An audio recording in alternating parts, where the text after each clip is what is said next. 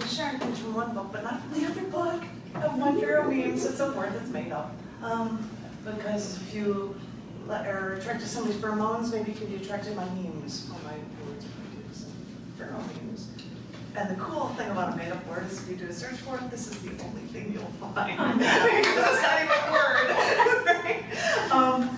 The fun thing about this book is that it is a larger typeface size, and if there are photos that were done for shorter poems, I just randomly go pick, and there are photos that are throughout this thing as well.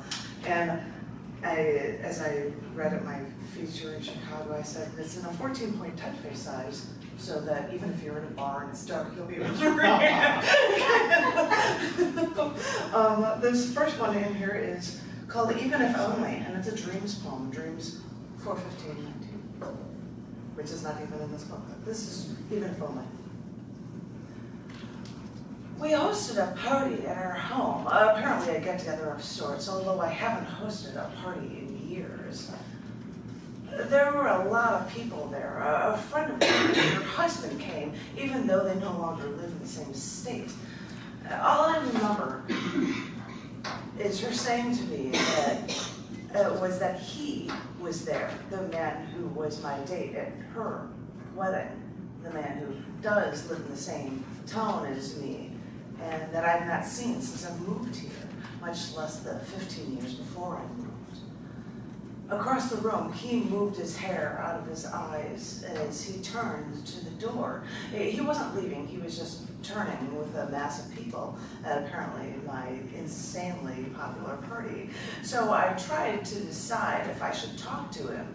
He was once the world to me before he up and disappeared from my life. But we have so much of a past, and does he even know that I'm here? So with trepidation, I walked toward him, making my way through all of my guests. When I got close to him, I can't even remember if I said a word to him. Our eyes just happened to meet. I can't remember speaking to him. I'm not sure if he immediately spoke to me. We had gone our separate ways. There was no turning back from the choices we had made. But when the crowd of people in the room started to move us, he took my hand, and I held his, because for this one moment, as all the party is at this one party, we could be around each other, even if only for a moment. Anyway, just something you're like, let's just not, and apparently that person has moved back, and they're not in the same state as me anymore, but they moved back to the state that I'm from, but anywho, that was. People talk about connectivity and being good to everyone and everything, and it is a wonderful idea, but I'm probably pretty positive everybody allows the killing of animals to eat all the time, and nobody thinks about being kind that way. But the reason why I say that is because this piece in here is called Others Kill For Us. We meet up at a burger joint. It was the only chance we could get together, so here I am. It was the lunchtime. You probably got your usual, and I just said I'll have extra fries. Why are you eating? He asked absentmindedly, and I said, I'm a vegetarian. And I said it with the same trepidation I always do, because people think I'm a freak for not eating dead animal. These tenuous moments make me feel like a Bernie Sanders fan at a Trump rally or an atheist meeting the Pope. And I know, people have been talking about the idea of eating less meat, but I wonder if it's all just talk, or have I just read it in select newspapers? If people care, if people read the things I have, maybe this wouldn't be such an uphill battle. But I'm sitting here with this guy eating a burger, and he doesn't get what the issue is. I mean, hey, it's just a burger. That's what we humans do.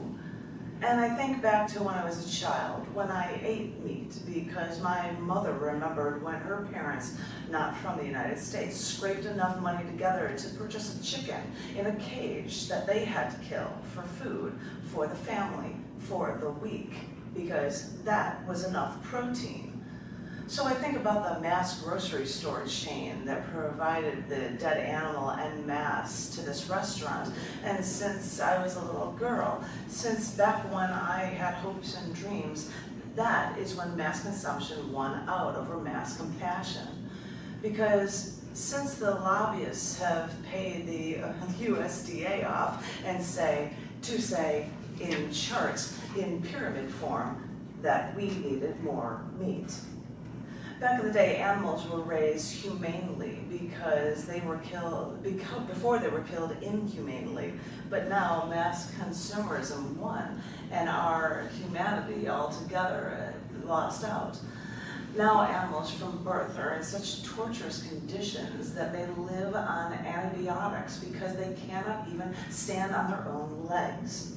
The fact is that these animals have been genetically altered so they cannot even have sex. Yes, humans artificially inseminate every animal we use for future slaughter for food. And before us humans like us humans like our fatty foods, these animals have been genetically bred so that they are so fat that if they were a human baby, they'd be 600 pounds by 2 months old. And this is the way we say it's okay to let others kill for us, because we don't want to get any blood on our hands. But the blood is on our hands, and the diseases from these inhumane treatments are now in our water, our soil. More and more diseases are now jumping from animals to humans. And you ask me why I'm only eating French fries in this meal. It's the lesser of two evils, I think. So the choice, to me, is clear.